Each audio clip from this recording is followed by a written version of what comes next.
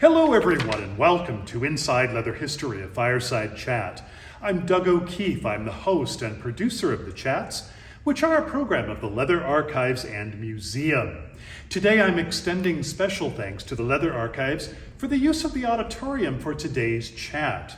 Today I have the honor of interviewing Nicole Ramirez, who is Queen Mother 1 of the Americas, Canada, and Mexico, correct? Absolutely. All right, and thank you for being here. Oh, it's my honor. What brings you to Chicago this weekend? Well, I'm so excited. They are inducting our founder, World War II veteran, and the first openly gay candidate to run for public office in 1961. Wow. Jose, Empress One Jose, into the Legacy Walk. Yes. Wow. And so we're going to go to the dedication tomorrow. That's and as you know, what's so fantastic. great about it is during Hispanic Heritage Month. And Wow. Jose was very proud that he was Hispanic. What all are you anticipating for events this weekend surrounding that? Well, there's going to be a reception. I have to leave because tomorrow is Portland's coronation, and we are celebrating Darcel, who is iconic figure in Portland, her 40th anniversary. 50th anniversary, that's right, 50th anniversary. Okay, fantastic. So I kind of hopping. Actually, I just came from Palm Springs, where they just opened up an exhibit at the Palm Springs Library about Jose. Fantastic. That's a great deal of traveling. Ugh, I know. My doctor, this is his bedside manner. You are traveling too much. Why don't you just take your coffin with you? Oh my gosh. I said, now that's a really unique bedside manner. But I drive him crazy because he wants me to stop and so forth, and you can't. It's in your DNA. Yes, a lot of demand on your time.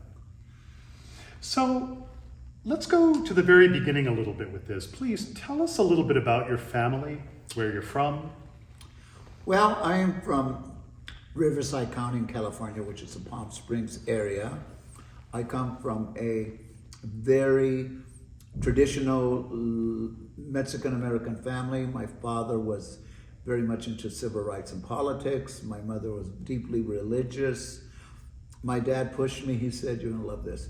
My dad pushed me and said, you're gonna be a congressman when you grow up. Oh boy. Now dig this, no councilman, alderman, congressman. And my mother, no, you're gonna be a cardinal, not a monsignor or even a priest or a nun. So one day I called him from Hollywood, and I was a little bit under the weather. It was then called Quaaludes, which I don't recommend. I think they're illegal now. But I always called him on New Year's. But this time I called him on New Year's Eve, and I was kind of loaded. And I said to my dad, he was on the phone, and my mom. And I go, I'm not going to be a congressman, Mom. I'm not going to be a cardinal. I'm a queen. And passed out. Didn't know any of this till the next morning. My roommate said, did you know what you told you? I went, oh. But there it is. But I grew up. My dad pushed me. I was, for ASB president and chalkboard monitor, anything that was an election. I was editor of the Inkwell, which was a junior high school newspaper. Okay. And I have been writing a column in a gay publication since 1974. My gosh. Still write one now. I'm an associate publisher of the LGBTQ Weekly, San Diego County. Oh my gosh. It's a newspaper. Okay. But I've been steadily writing a column ever since 1974. What kind of topics do you cover? It's called Conversations with Nicole, and I cover everything from politics to social to everything. Wow. Tell us a little bit about your coming out as gay, because you mentioned you were very conflicted about that. To this day, I'm very spiritual. I'm what I call a guilt-ridden Catholic. I was president of the altar boys. Knows it's not just an altar boy. My dad pushing me, and I did love the church and do love the church, the Catholic Church. But I also realized, I mean, the church Christianity has just killed so many people, and the history of it, and the Pope and so forth. But I was brought up in that, so I go to church almost every Sunday, but I don't go to the Mass. I just go there to meditate and stuff like that. I'm very proud. Cardinal McElroy, as you probably all know, the Pope Francis named about 20-some cardinals, only one American. Yeah. That was our cardinal. But you need to know that Cardinal McElroy, when he was a bishop, I asked him to do a Mass for people living with, well, though that was way back when that bishop said no, this cardinal. I said, could you do a Mass for gay families? And he said yes. Okay. And you'll not believe this. They did the Mass. I had the mayor there, senators, everything, probably more Protestants, anything. But they had snipers because there were so many threats. And they were mostly from fellow Catholics. They were outraged that the bishop was saying a Mass. And the police chief and there were threats on my life, on the bishop's life. And I spoke at the Mass. It was very important to me because it was kind of a full circle. And then when the Pulse happened, I'm also Latino, and I didn't think the Latino community reacted the way it should, the leadership, because 90% were Latinos in Florida. So the Episcopalian bishop did a Mass, and I asked the bishop, and he came to the Pulse. And I spoke again, and I kind of gave the thing of what we go through. I kind of not only told myself, but other Latinos. And I'll never forget, it was very emotional. Everyone's crying. I'm kind of getting conflicted. So the bishop, when I finished, came up and hugged me. There's a famous picture. And I thought, that says it all. And now he's a cardinal.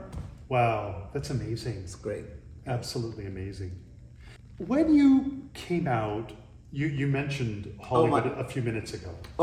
So my whole family disowned me. In fact, my grandparents, who I were very close it was even made sure I didn't go to their funeral. I mean, the entire family. And I ran away to Hollywood. Well, not run away. I went to Hollywood, I would say, in my late teens. And I was there. The first person I met, well, in those days it was called transsexual, preoperative to post-op. And I met this preoperative transsexual. The very first LGBT person is this. And she goes, you could make a beautiful, and I'm going, and you're not believing. In my mind, I thought, if I become a woman, God will accept me and love me. Okay. And I'll go to heaven because I'm no longer a homosexual. Okay. So I got on hormones, I got my nose done, cheeks, obviously this is not, and everything. And 1 week before I was going to do the sex change, the doctor, thank God, this is the 60s. Okay. You didn't have to get you could be a truck driver and they'll give you a sex change, you gave the money. In fact, one of my sponsors put down the $15,000, and so I go to the doctor and he says, I need to talk to you. This is a week before, 5 years I was on hormones. Oh my gosh. Lived as a woman, had breasts, two sets. And he says, I have to tell you something. I go, what? He goes, you're not really transsexual. I go, after 5 years you're telling me? And he goes, you have small, but he goes, you're really a homosexual. And I go, what? He goes, you're the only transsexual that I've met that sodomizes. And yes, I'm very butch. And that's up top. So he goes, all the other girls are ashamed or hide it. And he goes, you use it, and no matter how many hormones I give you, you still climax. He goes, you should not do this. And I was wrecked. You can imagine I've been sent there 5 years on this. So then I go, but then I thought, and then I had this sponsor or sugar daddy who had paid the $15,000 and was picking me up after this appointment. I go, oh my God, he's going to kill me. So I got in the car. I go, I got to tell you something. He goes, what? He goes, I go, I'm not going to have the sex change. And he goes, what? And I go, and you're not getting your 15,000 because the doctor gosh. said, after all that dramatic talk he gave me, he goes, no refunds, by the way. Oh my gosh. So you'll love that. So my little sugar daddy looks at me and goes, good, because I was going to break up with you. Then I go, how were you? Then I thought, well, of course he was. He liked to be sodomized. Oh my gosh. But he wanted to fulfill my dream. So we stayed together, but he had already picked out, the new girl that he was going to have. But I was with him, I think, about a year more. But then I realized that the guy actually saved my life. Yeah. Because a lot of that, I probably would have after using, Well, that's fascinating for me to hear that the loss of $15,000 wasn't something profound, because in the 1960s, that was a fortune. That was a fortune. Well, he was a sugar daddy. You know what sugar... that guy, I think he was on his fourth wife. He had mansions everywhere. I was very pretty. In Hollywood at that day, there was only 3 preoperative transsexuals. No. Oh my gosh. The 3 of us. Wow. And when they called us the United Nations, they're Latino, African American, and an Anglo, Caucasian one. We were the only, we were getting the breast. We had the breast and everything. Wow. Now there's 300,000. Wow. But yeah, the 15,000 didn't bother him. So Incredible. So there you go. And even more incredible was that you were taking these hormones and you weren't having an adverse reaction. No, that's what he said. Everyone has a reverse reaction. I could still get a stiffy, and I would look at a guy, and why do you think I moved to San Diego?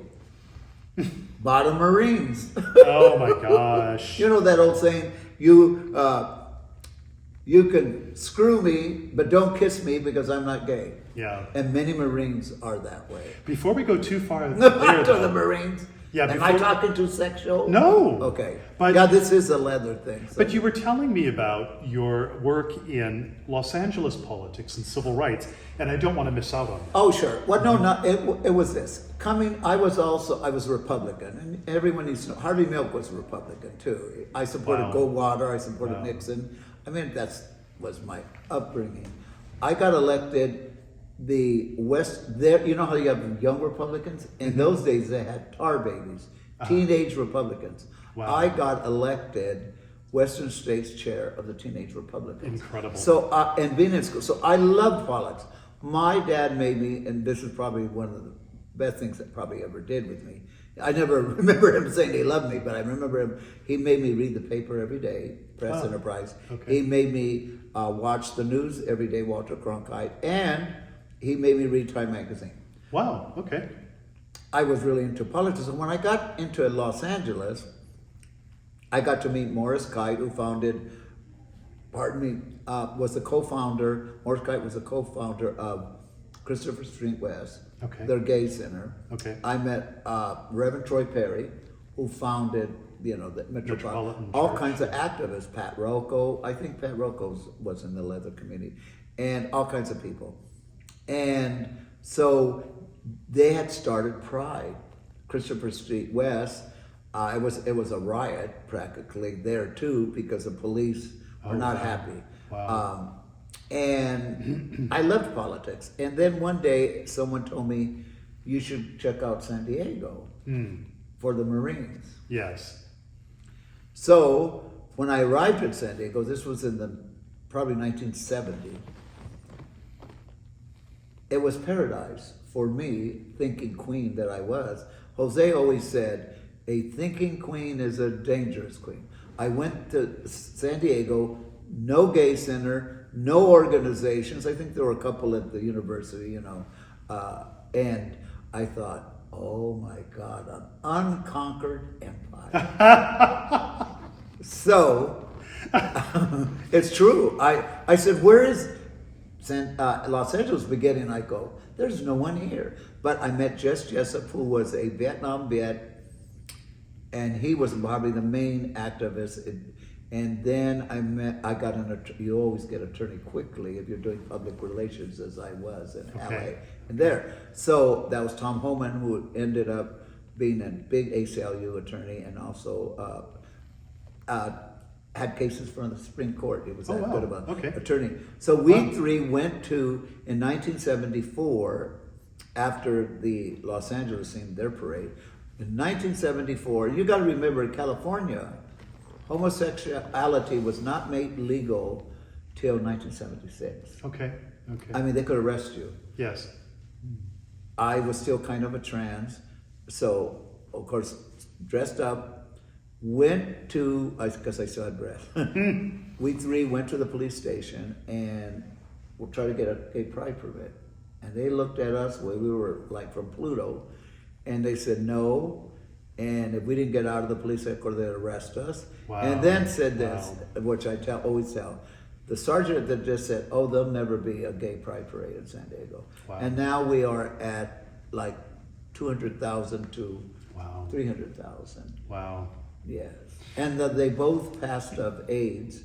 And I always remember, here's my most famous thing, which is so true, why I'm here at the Legacy and other things. Being an activist Yes. within the Latino and the LGBTQ community for the last half a century, over 50 years, Yes. one of my biggest hurts and angers and frustration is our community forgets Yes, it does. these people who helped build. And that's why I'm here. I think probably one of the community's most misunderstood and not respected of their contributions to our movement and during AIDS. That's what angers me. Obviously the drag queen shows and this, but the leather community during AIDS was as the same as the drag community and raising funds and focusing. You don't hear that. Yeah. Also women who were involved, but I've always said that a community, indeed a movement that doesn't know where it came from or whose shoulders it stands on, really doesn't know where it's going. Agreed. And any opportunity I get, and I get a lot of them, I've been blessed. I always say God's blessed me to witness and see the growth of the two communities I love, the Latino community and the LGBTQ community, because we are certainly growing. Yes. And visibility and empowerment. But look where we are now and what we're facing. Yes. I almost feel this is the Anita Bryant days all over again. But at the same time, we have elected officials from senators to governors, and we still need to do that. But what concerns me is the lack of coalition building. I mean, our community not to be interested and supportive of immigrants, of African Americans having their votes suppressed, of the Jewish community have it's worldwide. The hate that is coming out to the Jewish community. These are issues. Yes. That affect us because we are also Jewish. We are also immigrants. We're everything. But not only that, the coalition, I don't know if you've read what happened in Los Angeles with the 3 council members that were caught on a recording. Yes. 3 Latino, I mean, what are you thinking? The power we could have and the influence if we built stronger coalitions, because the religious right, as you know, and the radical right, when they attack gays, they're also attacking immigrants, they're all attacking women's right. Yes, I mean, I have that. Well, why are you concerned about, what are you crazy? A woman's right to choose is absolutely important. And don't we have women in our community? So if we would build stronger coalitions and reach out with communities and understand that a hate crime against one of us is a hate crime against all of us. Yes, yes. And for the benefit of the audience, someone who may see this in history, we are recording this on October 14th, 2022, and it's a very tumultuous political time right now, and those are references that we need you to understand. And this is how it is. Can you imagine there are over 300 anti-LGBTQ bills in state legislatures across the country. And when they say transgender, our brothers and sisters are saying they're trying to erase us, they're not kidding. Look at it in Texas. Correct. They want to imprison and throw in jail parents that are helping their transgender children. Yes. I mean, these times remind me of the McCarthy era. Yes. And the Anita Bryant era. And a lot of times in my public speaking, I go, we are reverting back, it seems, into that environment. You are correct. I agree. So it's a little scary. You've brought up some very important historical names, and would you please take a moment to explain briefly who they are, who they were? Harvey Milk, Empress Jose, Cesar Chavez, people that need to be remembered. Yeah. Okay, and you're right. Because a lot of people, like I said, forget, and that's why my famous... And Anita Bryant. Yes. Don't forget to... We'll start with her. Yeah. First of all, if I ever saw Anita Bryant and she's still alive, I'd give her a dozen roses and a glass of orange juice. She awoke a sleeping giant. Because when Anita Bryant was a first runner-up, I might say, she never made it. She was the first runner-up to Miss Gay America, and she was in Florida, from Florida, and she started in Dade County a campaign against gay rights, then, as they called it. Yes. She launched a campaign, unbelievable, called Save Our Children. And once, as we see now with the libraries and things, you'd put children and like, we're gonna go grab your children. And it got defeated. In fact, here's an interesting historic note. God, what was his name? The treasurer, Jack Campbell. Jack Campbell was the treasurer. The first money to come out of California to fight Anita Bryant was from an Imperial Court coronation. Wow. We passed the bucket. Wow, how amazing. And we sent it. And Jack Campbell in his book said, the first money we got was a bunch of Imperial Queen drag queens. We became good friends from San Diego at a coronation ball. So Anita Bryant launched this national campaign because these anti-gay propositions, the pro-gay civil rights propositions were popping up all over to give us, so we wouldn't be discriminated. Yeah. She went from state to city, and they were defeated. Yeah. And she launched this national crusade called Save Our Children. Yes. And in fact, I got to speak at they bombed my house after, but that's... Oh! Yeah. And Anita Bryant made this bold statement. Tucson, Arizona, it was a convention hall, and she said, if I pack it, she had been packing them all, kind of Donald Trump is, all these, we'd go, who are these tens of thousands of people? But obviously we know who they are now. But she said, if I pack this Tucson Convention Center, my next stop is California. So Tucson, this is 1970, I forget, or early 80s. And they didn't have any speakers. Okay. They were going to have a human rights rally right outside the convention center where Anita Bryant was speaking. And so they called me and asked me if I would come speak. And I said, sure. And I think Troy was one of I forget who the other speakers were can you imagine they had to import them in? Okay. Because, and I don't blame them. The laws, can you imagine? We were waiting until 1976, Arizona. Yes. So I flew there, and I remember I put a cowboy hat on and kind of covered the eyebrows and butched it up, and spoke in front of this rally. And the great news was it held 16,000 people. I think she had like 5,000. It was a big defeat. We had 1,000. A lot of straights, but allies, but God bless them. And the Unitarian Church were some of the other speakers. But the beauty of that was I saw a coalition right there, of different people who believed that they needed to stand by us as she was trying to wipe us out. And so it was a defeat for her, the thing. But to have 1,000 in Arizona outside, and I spoke, well, little did I know, that in San Diego County at Fallbrook was the home of the American Nazi Party. Wow. The national headquarters. Wow. And so I made the San Diego news because I spoke there and I was a San Diegan. And later on, probably 2 weeks later, and I just missed it by an hour, they bombed my cottage that I lived in. They found out that at that time, that San Diego was still, at that time, very homophobic, very sexist, very racist. And the police came and said, oh, we found out who blew up firebombed your home. And I go, who? They go, the American Nazis. They go, but we can't prove it. And they looked at me like, yeah, but we can't prove it. Which was telling me, yes, they can. Yes. So then the other one goes, one was that bad cop, good night. I said, oh, and he said, you should move out of San Diego, because by then I was becoming pretty well known. Yes. We picketed the police.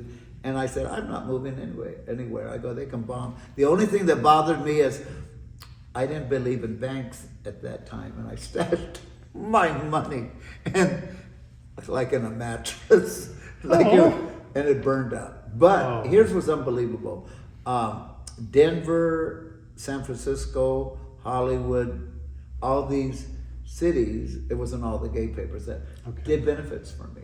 You know? Amazing. Yeah, amazing. and you got to remember way back then it was, but I was very touched. But it was scary. I didn't let them see how scared I was about the Nazis. Yes, They were only a couple of miles away from my home, But did you ever meet Anita Bryant?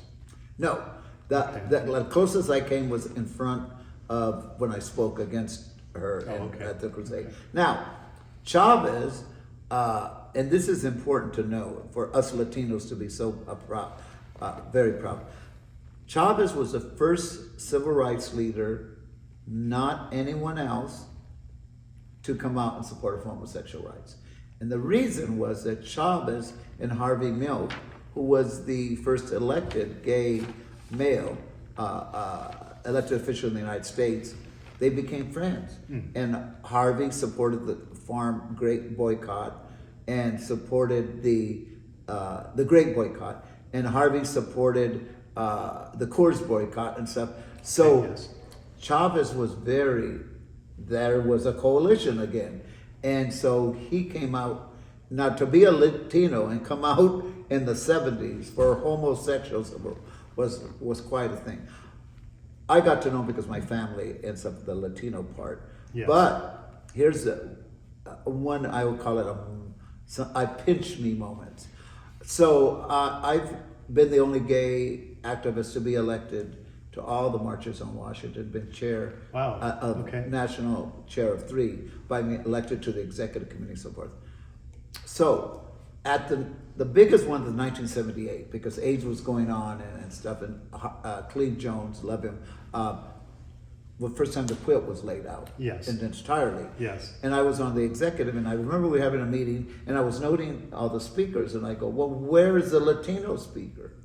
And I said, we need Jesse Jackson, others were speaking. So they looked at me and they go, well, you get one. Then I go, okay. And then one goes, well, get Chavez, Hazel Chavez. And I go, yeah, I'll get him. And I'm going, but what, are you crazy? To myself. So I got on the plane. I was, oh my God, I told him, I'm going to get, you'll not believe this. So I knew it had worked. So I called him and I go, Senor Chavez, this. Oh, how are you, my son? And I could tell there were other people. He kind of had me on a speaker thing. And I go, we're having a big civil rights rally clinic in Washington. Would you come and speak? And I heard in the background Spanish, those very derogatory about, don't you dare. And he said, absolutely. Okay. And he came. He marched all the way. Jesse Jackson didn't love him, but he did march all the way.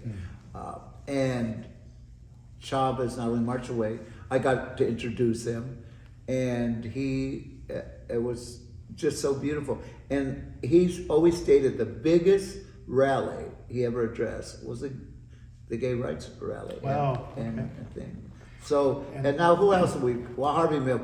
Everyone should know about Harvey Milk. Yes. I got Jose, World War II veteran, Latino, first openly gay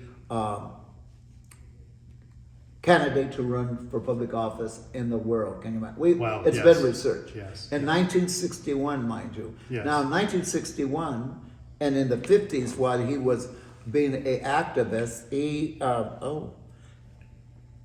when Jose was being an activist in the 50s, there was the McCarthy era. Now, McCarthy was a senator from Wisconsin. Oh, and you'll love this. And not too many people know this, but Tammy Baldwin, who was our first elected U.S. senator, this wonderful woman, said, Nicole, guess whose seat I sit in the U.S. Senate? I go, whose? McCarthy's. Yeah. Is that unbelievable? Broke that down. Yeah, broke that down. So McCarthy was a senator from Wisconsin who did this witch hunting on, it was terrible, including on homosexuals. Yes. But who was his lawyer? Do you remember who his lawyer is? Closet Case, Angels in America. I'm sorry, I'm drawing a blank. I'm sorry. Now I drew a blank. Oh, No, wait. well. I got to read. No. I have seen your moments. He was Probably famous not. attorney, gay, and his character was in Angels in America. What was? Yeah. No. No, that's FBI. I'm sorry. No, that's okay. Oh, he'll get it. Oh, get it and let me know and we can go into Okay. it. Okay.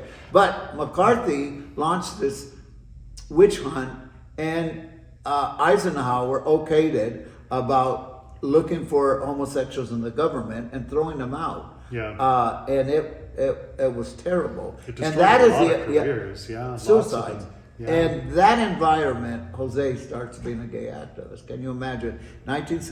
Roy Cohn. Roy Cohn. Okay, back. We got it. We got So it. McCarthy is a famous senator from Wisconsin that launched a witch hunters, throwing gays out of the government and so forth. And And his entertainment, top yeah. aide was Yeah.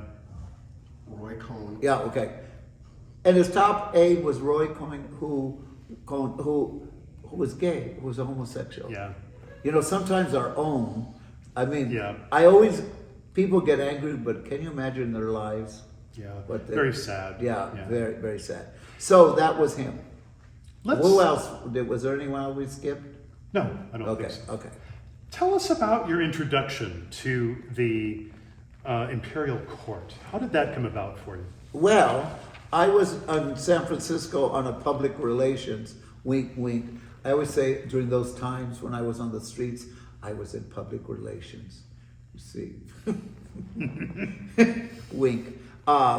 It is. Yeah, and then in fact, when I was in San Diego at the beginning, when I was in public relations, I would say I was servicing, I was Miss USO, servicing our troops. 'Tis noble. Very noble. So, I was in San Francisco. I walk into a bar. I believe it was Chemo's on Polk. Polk used to be very active. And I'm sitting there, and they go, "Ladies and gentlemen, the Empress of San Francisco." And this little queen comes in. I go, "What the hell's an Empress of San Francisco?" So, my personality, I'm not shy. I went right up to her, and I go, "What?" And she explained it. We just hit it off like that. And in many ways, she became my mother and mentor within the gay community. Okay. And so she explained it to me, and then I found out they were going to start a chapter in San Diego. But back to her, when she told me she had run in 1961, I mean, I couldn't believe it. And right there, she became my heroes. Then, guess one, I'll never forget. You got to see the play Dear Harvey. I'm in that play, and there's a lot of scenes of things. So we're talking. I would go to San Francisco. This was not one. And we're at another bar, maybe a year or two later, and in walks this little hippie guy with long hair, and he walks right up to her and goes, "Oh," and they hug and everything, and I go, "Who's that?" She goes, "Well, he's running for the seat that I ran for." His name Harvey Milk. And so she introduced me. I could tell Harvey, and he goes, "You're not a girl?" And I go, "No, I was, still a little pre-trans, but not going to get it." And so we start talking, find out he was a Goldwater, right? And all this stuff. Yeah. So I go, "So I hear you're running for office." And he goes, "Yes." I go, "You're never going to win till you cut that hair." I go, "And even though this is hippie town and stuff, this is a citywide election." Yeah. And he goes, and so it's in the paper. I am sure I wasn't the only one that told him that. A lot of people go, "Oh, no." A lot of people must have told him because he cut his hair and he won. But that wasn't it. Because of district elections is why he won. Yes. But we became friends. And during the John Briggs initiative, which was an initiative in California, if it would have passed, would have wiped out all the gay people. Again, you may need to explain that for viewers Okay. that don't know about it. and Harvey Milk and I worked on statewide, obviously. It was a California statewide initiative that made the ballot, Briggs Initiative, and it was Senator John Briggs who introduced it. If it would have passed, every LGBTQ person in the school system, especially teachers, would have been fired. They could not have been hired. And so obviously, I believe it was Proposition 8. Yes. And we did a statewide thing, and I was doing a lot of San Diego, and Harvey would have a statewide meetings of activists to discuss how the campaign was going. So I worked with him. So when he died, I didn't take it well to tell, because I truly saw him as the hope, because as Latino to see, can you imagine in the 70s, and he's already thinking coalition building? People would go, why are you for Chavez, and why are you for this labor? And well, Harvey knew about coalitions. And so I am very proud that San Diego was the first city to name a street after him. Yes, yes. And the first was San Diego. Second, are you ready? Salt Lake City. Yeah, wow, wow. Third, Portland. Fourth, Paris, France. And fifth, Florida. So then the court led a national campaign to get a stamp named in his honor. Before we go to that, let's come back to some of the other things, because that came a little later. The court, though, was, or rather, let me rephrase that. It is the oldest gay organization in the world. Yes. Yes. Tell the viewers a little bit more about that. How long has it been around? How many chapters? Yeah, the court system was founded in San Francisco. Mm-hmm. In fact, looks like everything. The gay games, the sisters, everything is definitely like the gay capital of the world looks like. And so Jose was going to be called, make a queen of the Tavern Guild, which was all the bar owners.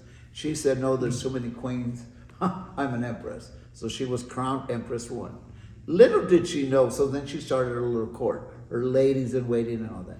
Out of that came then the emperors and courts, and the best way to describe the imperial courts is that they are the gay and lesbian Shriners and Elks of the community. Very good. Because and the Knights of Columbus, whatever, we do, except we don't ride in little cars and wear funny hats. We just get in drag and uniforms and so forth.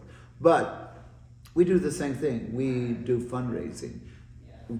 I always say, in many ways, Jose was Johnny Appleseed, because she planted a seed in San Francisco. It's grown into a big oak tree, royal oak tree, that now has branches in 3 countries. Yes. And now in 70 cities. Wow, beautiful. And so beautiful.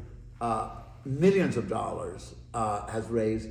And it's interesting to note that the first emperor of San Francisco, the first elected emperor, was my little father, Marcus Hernandez, who was an icon in the leather community. And yes. We were very close. He crowned me one of the 6 times I was elected empress. And 6 times.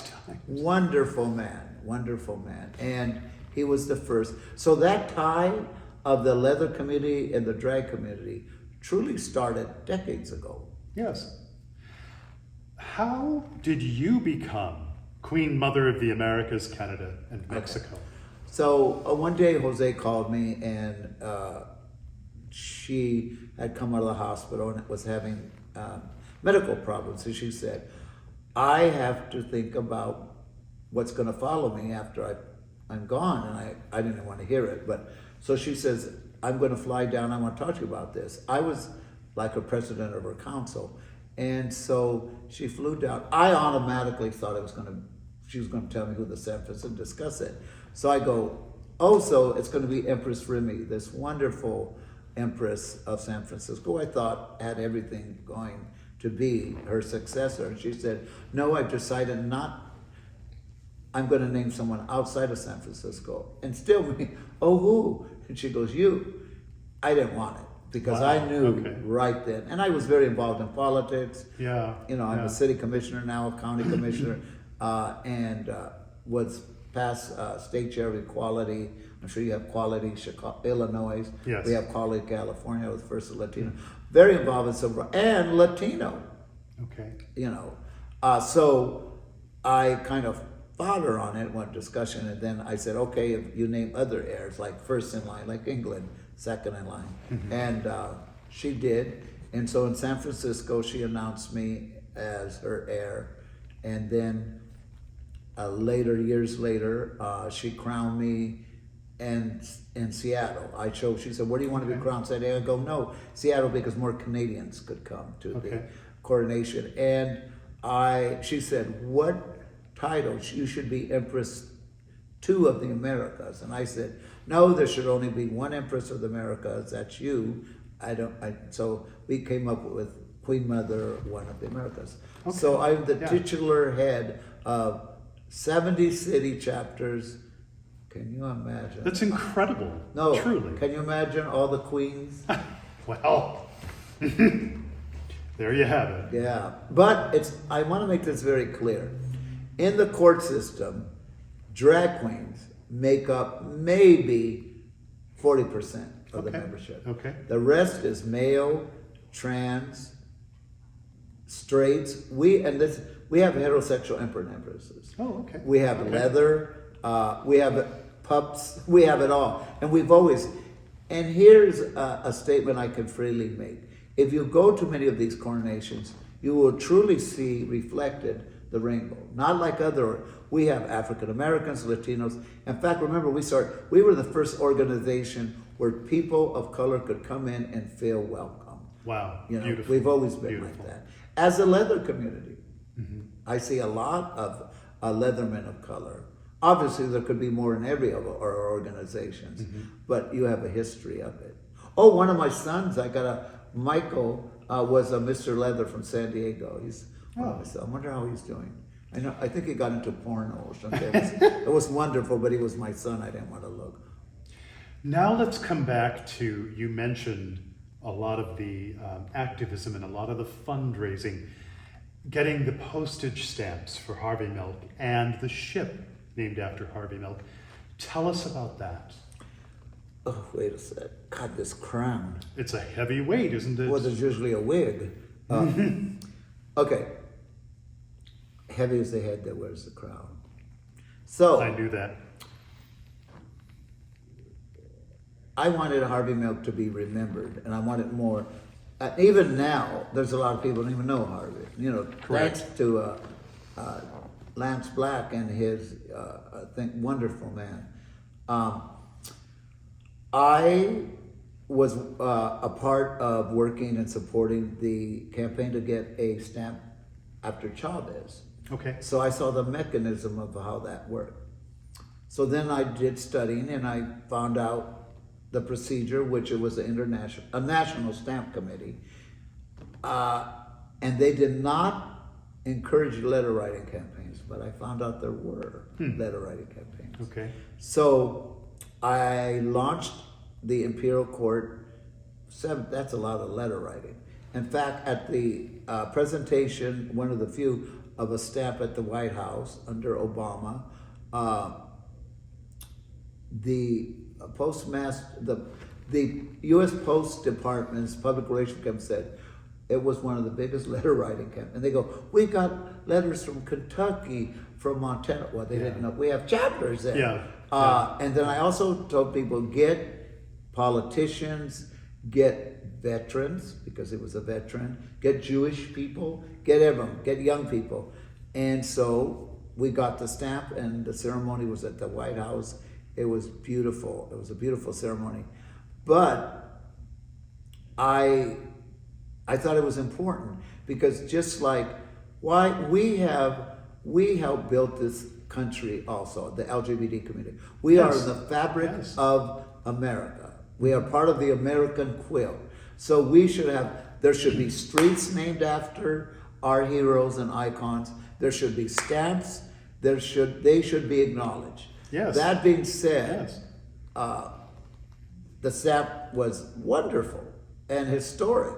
Yet, people, if you ask them, oh, did the HRC do it or the task force? And all due respect, I've served on the national boards of both the HRC, and I love them, support them, but people don't realize we have no paid staff, we have no headquarters.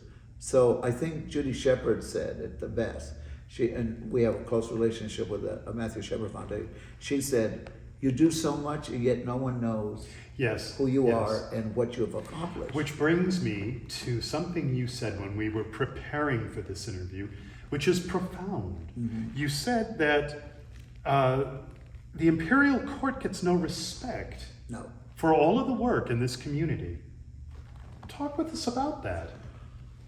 It's just like Jose. And trust me, I want to make something very clear. You know, people, oh, Nicole, you're a visionary. You come.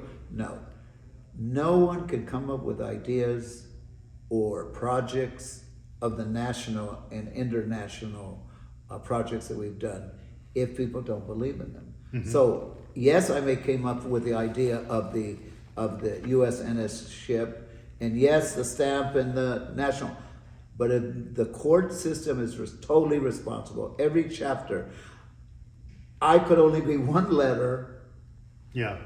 They all did it. And I always give credit to them because, I came up with the idea, but a person that doesn't have the support or a backup, where does that idea go? It goes nowhere. Right. So that being said, it just absolutely upsets me to this very day. They give awards for everything, but no award has been ever given to us who created the stamp, to us who, and let me get on the Harvey Milk chip, so we did the stamp. Yeah. So, I come from a military town. My father was a military, my brother was a military. As soon as I walked in, they classified me, I don't know why, for fruity, I don't know. But, I've always been very patriotic, and this is what kills me. On these marches on Washington, and this will be controversial, but it's true. Okay. I always shoot for the national anthem to be played. I always shoot to have military guards up, and many of the marches have been voted down. In fact, those marches where I got the national anthem, probably one vote, majority. Mm-hmm. And I keep trying to insist on them, it's our flag too, it's our capital too, and it's our national anthem. Why are we letting the religious right and the radical right capitalize on that? And it angers me because to this day, a majority polls show and studies that a majority of LGBTQ Americans are patriotic. But sad to say, at that time, many of our leadership wasn't. A very radical left, and I get it. But they would argue, no, we don't want no veterans and stuff because look what they're doing in Chile and all. Yes, we know that. But it's our flag. If we want to make America great, we have to, look what I said, if we want to make America great, truly great, we need to, number one, accept the diversity and building coalition, but also that flag stands for us too. Yes. And that, remember, what is the name of the gay revolutionary hero during the Revolutionary War that was openly homosexual? You don't know. I'm sorry, I don't. You've stumped me. Baron von Steuben. Baron von Steuben. Dig this. No one knows it. And you're right, I only found out probably a decade ago. The Baron was Benjamin Franklin. There was a Valley Forge. We got to remember the Revolutionary soldiers were farmers. Yes. They didn't know drilling and all that. George Washington, because at that time I believe Benjamin Franklin was ambassador to the court of France, he writes them and says, we need a trainer. We need a military expert that can whip these farmers into shape. Benjamin Franklin looks all over and guess what? He finds, I believe it was Austrian. But there was only one thing that George Washington needed to do. He was homosexual and had two lovers. Wow. And was openly, can you imagine? In those days. In those days, in Europe. George Washington said, at this point, I don't care if he's from Pluto, we'll hire him. So he's hired. he arrives at Valley Ford with a big old tent. He was Austrian, if you know anything about the Austrian royalty. And the Baron with his 2 aides. And to this day, he's a military. He whipped that Valley Forge army into openly gay, 2 lovers. Here's the killer. Lafayette Park is the park across directly from the White House. There's only 4 statues. And who do you think one of those statues are? Baron, the Baron. There you go. And every year we lay a wreath. And the first year, Congresswoman Susan Davis, God bless her, arranged for us to do it because who was the president? Yeah. Trump. Yes. Trump was the president. We laid a huge rainbow wreath, but how did I get into this? Oh, military. So look at our rich history. We've been spilling our blood since the Revolutionary War. That being said, we work so many people to, God bless them, to overturn Don't Ask, Don't Tell. The minute it was overturned, I know that there was a ship named after Chavez and other. This is why the Latino thing in me has brought out the stamp and the stuff. We owe it to Chavez too. So I go, why can't we have one named after? Now, I'm not going to say what I call national. Nicole, get national, many of them. Why don't you join? Oh my God, Nicole, you may have gotten the stamp. You're never going to get a ship. And I go, watch me. I did all the research, and guess who is the person or the body? Is it the Congress, the Senate, or the person? Who do you think makes that decision on naming ships? I don't know. Are you ready for this? One person, the Secretary of the Navy, Okay. decides. People can lobby him, Yeah. but he makes the decision. So I go, let's write letters to him. And we did, and I'll never forget when Stuart Mill, who is founder and of course Harvey's nephew, called me and said, oh my God. And then I got the call too, that they were naming a ship after Harvey. Now think about it. A bunch of queens in the Imperial Court because of the Secretary of Navy. And guess what? The ship was built in San Diego, Christian in San Diego. And I got to get VIP, and get people How invited. wonderful. How amazing. It was great. How long have you reigned? 16 years as Queen Mother. Okay. And have you named an heir apparent? Yes, I learned that from Jose. Currently, when I either relinquish, or most probably relinquish, my health isn't exactly the best. Oh, but I have planned out a state funeral, by the way. You're all invited. St. Paul's Cathedral in San Diego. Oh my but back to gosh. that. And it's a full state Oh my funeral. gosh. I mean, trumpets, everyone, and mourning. And here's the killer that I added. Now they're going to know. I'm going to have trophies for best mourner, best thing. Because I want it outrageous and campy, but at the same time respectful. God, how are you going to do all that? But back to this. I'm named as my successors, and they were voted upon. When I got elected, when Jose crowned me, I did my first, we call it State of the Empire address, and I said, from this day forth, we're going to have a King Father.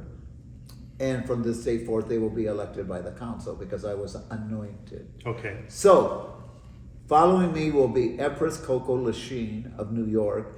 She is an absolutely knowledgeable person in civil rights and politics. She was a board member of GLAAD. Oh, and so okay. she's very, Okay.